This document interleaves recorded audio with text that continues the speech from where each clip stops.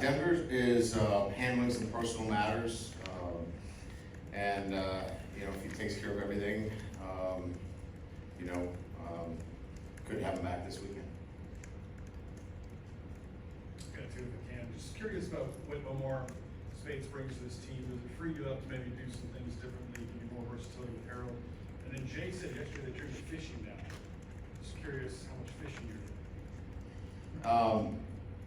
Omar, his physicality and his ability to play in space are, a unique combination. Generally, you have a linebacker that is really good in space but lacks some of the physicality in the box. He brings both of those, which is, a trait that is very difficult to find in college football. You either have, what is known sometimes as a box player who's a downhill run stuffer, but sometimes struggles in space.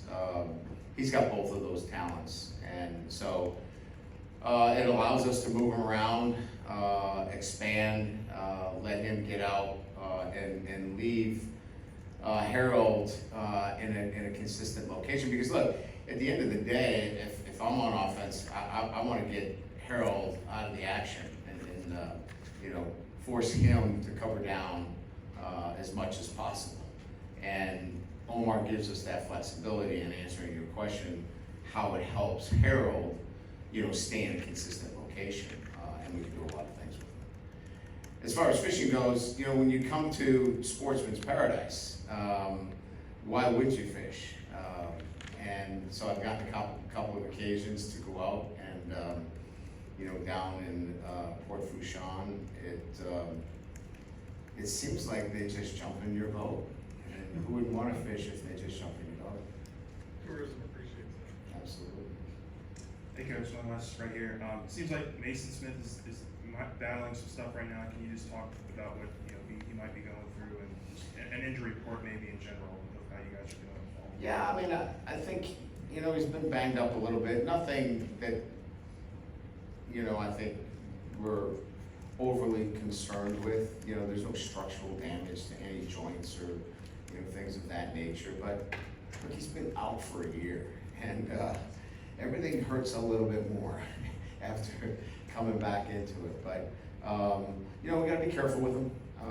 But again, I think Owen Stanley and Mason have a really good relationship in terms of what can I do and what I can't do. He had an ankle sprain. Nothing that we were really too concerned with, but we're concerned with everything, right? When you have a player of his caliber, so we're going to be careful with him. The other day with the Advocate, Coach Denbrock was telling us how having 8 running backs and your depth at tight end will create this competition between the two positions groups for time on the field. So how does having that depth of running back kind of open things up for you scheme-wise? Well, sometimes you just look at, the fact that we have, the ability to do things tactically a little bit different with 4, like today we had a number of different tight ends on the field, and, it allows you to do some things that give you favorable matchups.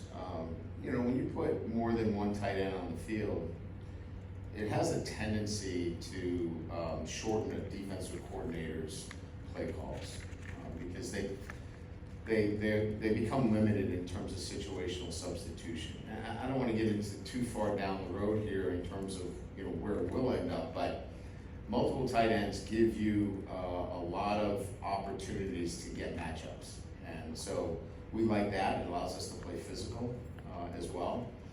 And with the depth of running back, I think we all know that, and I think you guys have been out here at times where, we've only had 4 running backs that were actually healthy at one time. So even with the number, the number of 8 sounds, crazy. There's the natural, wear and tear on backs that, we want to keep them healthy. And so where I think that real advantage is that we can keep these guys fresh throughout the entire season. Hey Brian, Sheldon Michaels with the Advocate. We talked to you about the offensive line on the first day. Obviously, you've had a lot of continuity this year. Can you update us on the backups, how they work for you, and what have you seen from them? Yeah, DJ Chester is doing a really nice job at center. You know, we've gotten a lot of work with him in the second group. We've moved Martinez over to guard. He's doing a nice job for us there. You know, Hurd's playing at the right tackle. Ortolon's playing at the left tackle. You know, I really like, you know, how they're coming along. You know, I think that, you know, that group in itself has done a really nice job as that, you know, second unit, and giving us some confidence in the depth. So we'll see how things play out. We're really looking to see, you know, who is the 5 guys that we have out there right now, which you all know who they are. Can somebody break into that top 5? And so these next few days, we'll take a closer look at it and see if, you know, is there somebody that can break into that top 5? But that's kind of where it is right now. Yeah, Brian, right here. You have 10 quarterbacks on your roster. You're down 2 right now. How would you look at the quarterback room at this point? Well, we really think, you know, that it's important to develop all of our quarterbacks at all times, right? I mean, I think that that's a given, and sometimes, you know, you go to camp and you start to work on game plan too quickly. I think we've done a really good job with Daniels and Nussmeier and continue to work, and I think Joe's done a really nice job of staying focused on their technical development, and I like where they've gone in terms of that development at the quarterback position. And Ricky's got to continue to develop, because, you know, kind of what you said is that when you only have 3 quarterbacks on scholarship, that third quarterback is so crucial for you in his development. So I'd say that I'm really pleased with the development of Daniels and Nussmeier, and Ricky is we're really pushing him hard to continue, you know, his trajectory, because when you have just 3, he's in the mix, right? I mean, so these next 5 days are going to be really big for him. Coach over here, Buddy Sanji, Buddy Sports Talk. The first scrimmage of the fall in Tiger Stadium, what are you looking to see? How many plays? And secondly, special teams, how's that coming around? Have you decided on your return guys, or is that still a work in progress? You know, we'll try to get in, you know, somewhere around 60 to 70 plays. You know, it's generally the biggest scrimmage in terms of live work that we'll get. We did some situational, as you saw, goal line work today. So it will be the time where we get a lot of the starters in there, get as much work as possible. And then certainly the younger guys will get the rest of the work. Special teams, I think, is making really good progress. You know, we saw our kicking game yesterday. I was pleased with that. Ramos and Dybert will both be active in the kicking game. You know, Jay obviously is doing a great job with punting. And Aaron Anderson is really, I think, as comfortable of a punt returner that I have seen. We got some work to do on kickoff return in terms of where that's going to be, but he's back there too, Aaron, and we'll see where that goes. We're going to spend a little bit more time on that in the next couple of days. Coach Anderson, number 7. There's a bunch of new faces in the secondary this year. From what you've seen, the veterans like Deuce Chestnut and Zach Alexander, or a surprising freshman like Adam Sams. How do you feel about that room now as opposed to the beginning of the year? I think they've they've done well. I mean, there's still a lot of work to be done there, but, you know, you've got three safeties that are, you know, really solid for us, and, you know, Andre Sams has been outstanding. You know, Greg Brooks has, you know, battled a little bit of heat illness, but he's back and competing. Major Birds out there has had a really good camp. So, you know, having three veteran safeties kind of, you know, helps you a lot. And then Sage Ryan's had a really nice camp. Sage playing both nickel and a little bit of corner for us. So to have four veteran players, in a sense, there kind of balances out maybe a little bit of the inexperience at the cornerback position for us. Chestnut's played a lot of football, so to have him there has been a nice addition because he's a calming influence out there. So when you look out there, you go, wow, there's some new names, but when you go Chestnut and Sage and, you know, Brooks and Sams or Burns, you know, you got, you know, virtually, you know, a veteran secondary out there other than one cornerback position. So when you break it all down, I'm feeling pretty good about where we're at this point. What does adding a starter, so to speak, to special teams do for the messaging and the importance of that part of your game? Have you seen that impact the guys' understanding of how important it is to the game? Meaning, could you explain yourself? I'm sorry, I misunderstood the question. I don't remember seeing a ton of starters in coverage roles last year, and you know, we're seeing them now, I guess. Does that set the tone of just how important you all are taking it? Yeah, I think that's part of it, and I think we had a pretty frank conversation with our guys about what the NFL rosters look like. I mean, for these guys to make these rosters, you know, I'll just give you an example from the fourth round pick or later. You know, it's about a 20% chance of making a roster. So you better have more in your resume than just being a positional player. You better play special teams as well. So we're just trying to be transparent with our guys and let them know that, you know, this is what it looks like. Look, if you're a bona fide first round draft pick, special teams doesn't necessarily need to be on your resume. But, you know, we don't have 5 first round draft picks. We have a lot of really good football players, but they need to enhance their resumes. Coach Rager, you talked about kind of those 5 guys in the offensive line. In your experience, is there a number that you're kind of shooting for to make you feel comfortable?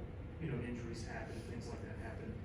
What is that number, and where do you kind of feel like you guys are at that point maybe here in year 2? Well, I think you always want to have a swing player, a guy that can play, you know, 2 positions for you. You know, who's that Swiss Army knife, if you will, somebody that has that ability to play a couple positions. And we think, you know, obviously Martinez can play center, he can play guard. So there's a guy that can plug in, play a couple positions. Who's the next guy, right? You know, who can play both right and left tackle? Then you're looking for a guy that can plug in. Who's the next best player? So we kind of break it down that way. You know, who's the utility guy that can play center and guard, and then who can play right and left tackle. So 7, 8, you know, you're looking somewhere around there. And then after that, if you have more than that, you just, you know, you go back to the drawing board and try to put together what you can do. Hey, Coach, you're in the back. Watching your team, it seems like your offense is humming along pretty good at practice oftentimes. So a year ago, like Denbrock, you said the offense was in survival mode. Is it in a much different place, more of a, I know you all know till you play somebody, but is it more of a well-oiled machine right now? I wouldn't necessarily go with well-oiled machine. I like the way it sounds, but you know, when you have an incumbent quarterback, certainly, and you know, Daniels and Nussmeier, obviously, they can run the offense, they can get you into and get you out of bad plays. They make the coach look really good, and that's the honest truth. When they have such a control and a command of the offense, they're they're in a position, this offense and its structure is set to eliminate negative plays, and they have the ability to control it. So we've given them more control this year in the running game as well, where they're setting the running game a little bit more as well. So I would give a lot of it to the quarterback and his ability to run this offense with a lot more confidence and control. Hey Coach, Jason Sherman, Gridiron Football. I know last year, BJ Ojolari, Alligator, those are the guys on the edge last year. Looking at this year, and some of the newer faces, Savion and Quincy and Ovi, guys like that. Who are some guys on the edges that you've been pretty impressed with so far in their ball camp? Well, at the jack position, obviously you mentioned Ovi, but Swinson's done a really nice job on third downs for us. He's been a real good pass rusher for us, and I think the combination of those two guys has been really nice for us.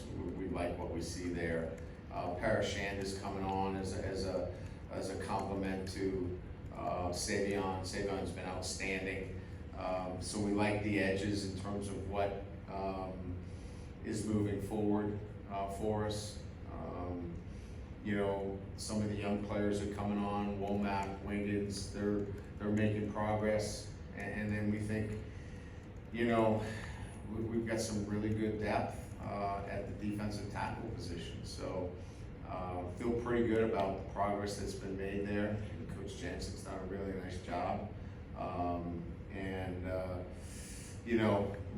Looking for that group to really have an impactful year. Coach has time for two more. Malik Neighbors seems like he's playing fantastic right now. What is it that is maybe allows him to separate himself as a receiver, and where have you seen him maybe take some improvements in his game? I think it's his mindset. His skill level has always been there. So when I talk about his mindset, it's his ability to come out every single day and maintain his emotions and really focus on what's important, and that is being at his best during practice and not being distracted by anything. I thought at times he got distracted, quite frankly, and let things on the peripheral get in the way of how he came to practice. And he had some ups and downs during his practice. This year so far, very little to no distractions has put him in a position where his practicing has been very consistently at a high level. If he stays at that level and eliminates the distractions that are so easy to pop up today, he's in line to do some real special things.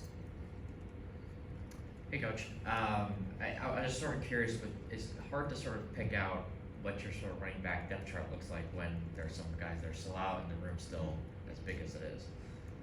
Which depth chart? Running back. Yeah, we've purposely not put out one like you. If you went into our locker room, we don't have a depth chart. My experience is once you put up a depth chart, you can go one of two ways. You can become really selfish or really upset. And I just kind of stay away from them, and we just kind of let them go out and compete every day, It's going to take care of itself, when we get to the season. I just think that, the running back room itself, we know you can't play 8 guys. I just think that experience versus inexperience is going to win out in that room, and that'll take care of itself. Good. Thanks, Coach. All right, thank you. Thanks, Coach.